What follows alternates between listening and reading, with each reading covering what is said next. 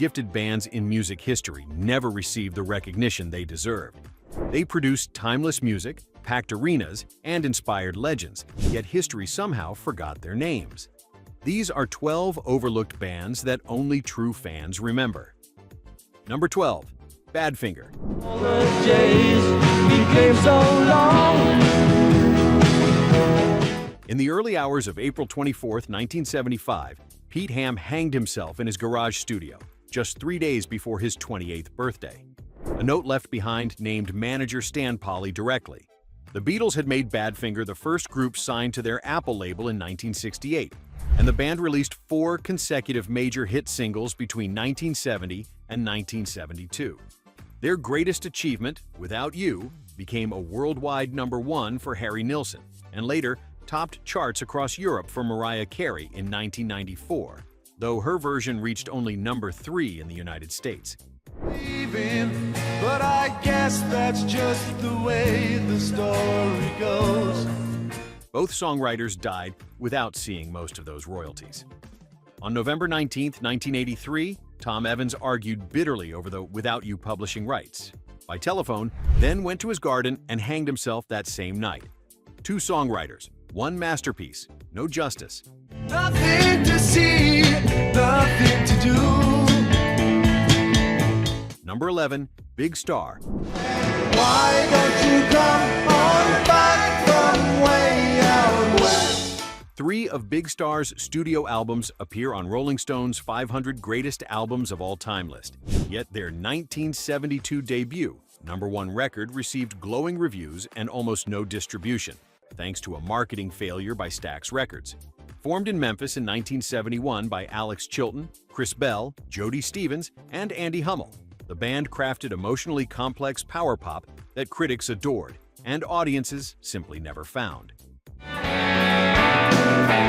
to have to take you home.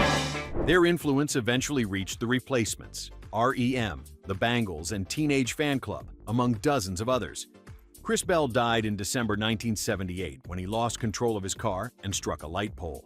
Alex Chilton died of a heart attack in March 2010. Their song In the Street became the opening theme for that '70s show, a bittersweet final footnote for a band that deserved the spotlight itself.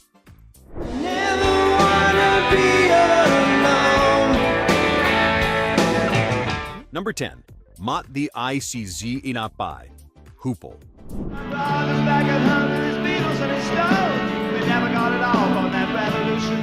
David Bowie reportedly told them they were the only band in Britain worth saving, and he meant it enough to act. By 1972, the band had released 4 ambitious albums blending hard rock, glam, and Dylan-esque lyricism to disappointing sales, and were actively preparing to disband entirely. Bowie stepped in as a creative ally, handed them all the young dudes,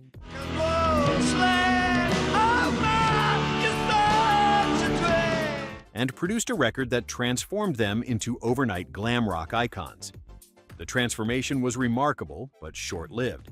Singer Ian Hunter departed in 1974, fragmenting the lineup and ending the band's commercial momentum for good. Their influence proved enormous, regardless. A young Freddie Mercury attended their early concerts regularly, and Queen name-checked Mott the Hoople specifically in their 1975 hit Now I'm Here. The catalog remains criminally underappreciated. I gotta get out of town, leave my lady home town. She put 5 gallons. Number 9. The Raspberries. So she kissed me and said, baby, please. The most melodic band in early '70s, America had the hooks, harmonies, and pop instinct to rival any act on the charts. Formed in Cleveland, Ohio in 1970, their breakthrough single Go All the Way reached number 5 on the Billboard Hot 100 in 1972, drawing immediate comparisons to the very best of the British Invasion. The song was their second single release, following Don't Want to Say Goodbye. Despite the critical admiration, the band dissolved in 1975 without the breakthrough their talent deserved. Ringo Starr and other major artists were known admirers of their work.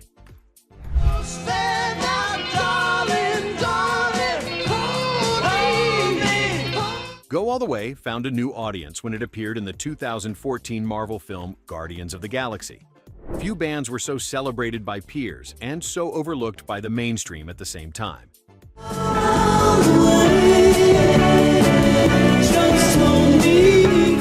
Before we continue, which of these bands were in your regular rotation back in the day? Did you ever catch any of them live? Drop a comment below and let us know where you are watching from. Number 8, Three Dog Night.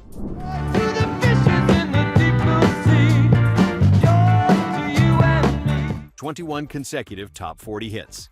Between 1969 and 1975, Three Dog Night were one of the most commercially dominant groups in all of American music, outselling nearly every act on the charts. Their interpretations of songs by emerging writers, including Harry Nilsson, Hoyt Axton, and Randy Newman, introduced those artists to a massive mainstream audience. Joy to the World spent 6 consecutive weeks at number 1 in 1971.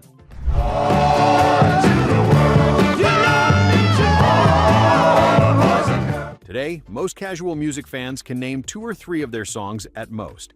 That extraordinary chart run has been absorbed into background nostalgia rather than celebrated as the remarkable achievement it truly was. For a band that dominated the airwaves for half a decade, the level of modern obscurity is genuinely baffling.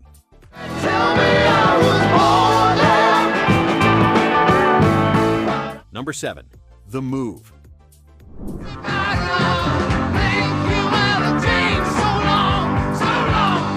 In 1967, no British band sounded quite like this. The Move blended psychedelic pop, hard-edged rock, and theatrical showmanship into something genuinely original, scoring 5 UK top 5 hits between 1967 and 1969. Led by Roy Wood, with Jeff Lynne joining the lineup in 1970, they were one of the most inventive acts of the era, yet American audiences barely knew they existed due to chronic distribution failures across the Atlantic. I can see you, I don't need you. The band ultimately dissolved into ELO, the Electric Light Orchestra, which went on to global fame and hundreds of millions of records sold worldwide.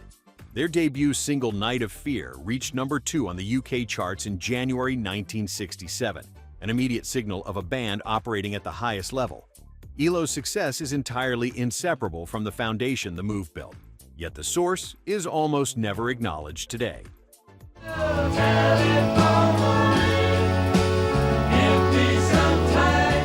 Number 6, Humble Pie.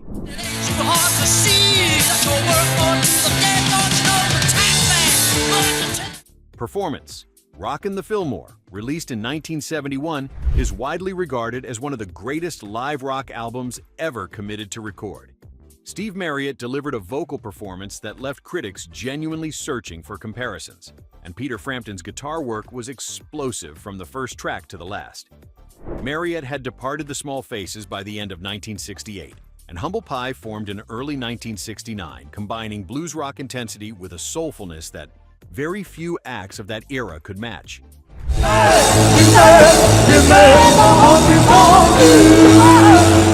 Critical acclaim never fully converted into sustained commercial dominance. Frampton departed in 1971 for a solo career that eventually eclipsed everything they had built together, and Marriott struggled with personal difficulties throughout the early 1970s. Steve Marriott's death in a house fire in April 1991 ensured the reunion the band deserved would never come. Their influence on the hard rock of the following 2 decades remains significantly underacknowledged.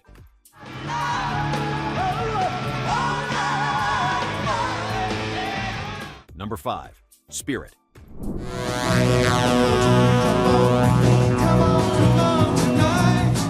Before a high-profile lawsuit brought them back into public conversation, Spirit spent decades as one of rock music's best-kept secrets. Formed in Los Angeles in 1967, the band centered on guitarist Randy California and his stepfather, drummer Ed Cassidy, building a sound that fused psychedelia, jazz, and hard rock in a way that felt decades ahead of its commercial moment.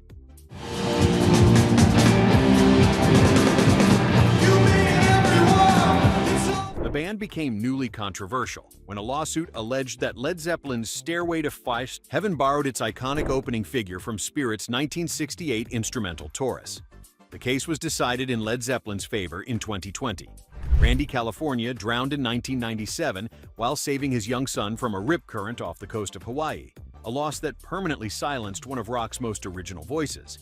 I keep the people I meet. They don't do more than make me amuse. Ever return? Which of these bands do you think deserved far more mainstream success? Are there any names on this list you're hearing for the very first time? Drop a comment below. Number 4. Wishbone Ash.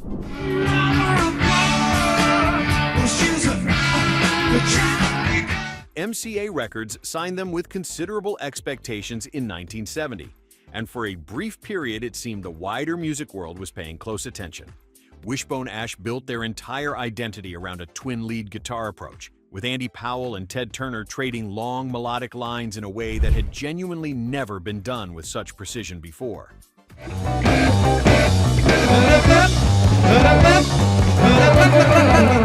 Their 1972 album Argus reached number 3 on the UK albums chart and remains one of the most beloved cult rock records of the entire decade.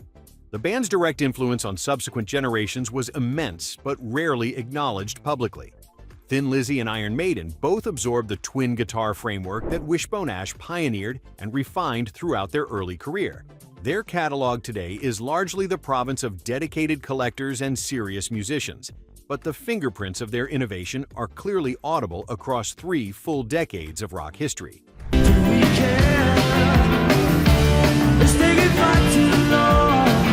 Number 3. The Guess Who.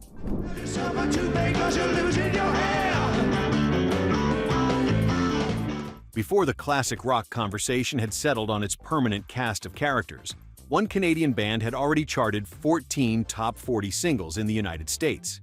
American Woman hit number 1 on the Billboard Hot 100 in May 1970, and a run of gold albums followed across a sustained commercial period that placed them among the most successful rock acts in all of North America. Burton Cummings on vocals and Randy Bachman on guitar were delivering hit after hit with remarkable consistency. On my way to better things, I found myself some. Despite that extraordinary output, the Guess Who have never been inducted into the Rock and Roll Hall of Fame, an omission that continues to puzzle serious students of rock history. Bachman later found massive commercial success with Bachman-Turner Overdrive, drawing further public attention away from the band that originally launched his reputation. The songs hold up completely, and any honest accounting of early 1970s rock has to place the Guess Who near the very top.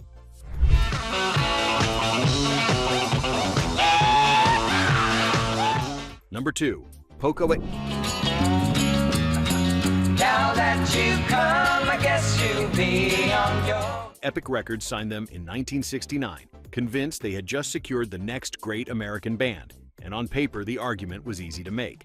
Formed from the remnants of Buffalo Springfield by Richie Furay and Jim Messina, Poco released their debut, picking up the pieces to critical admiration, their melodic, harmony-drenched fusion of country and rock arriving before the market was ready to receive it.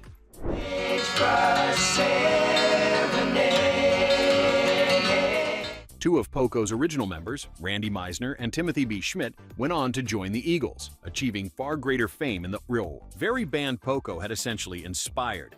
Despite releasing 19 studio albums and charting with Crazy Love at number 17 in 1979, Poco never broke through on the commercial scale their talent clearly warranted. They built the house. Someone else moved in. Will they ever show? Number 1. Emitt Rhodes.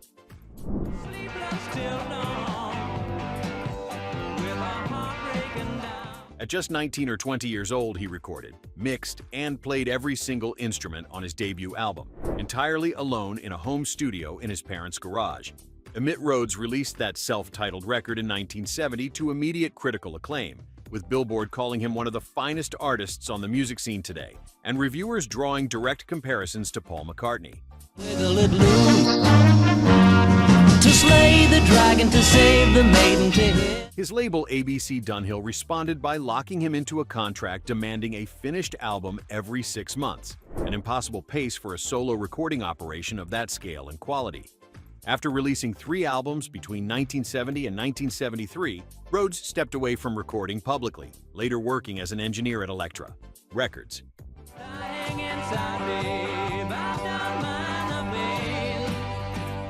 He finally returned with Rainbow Ends in 2016, his first new album in 43 years, proving the gift had never left him.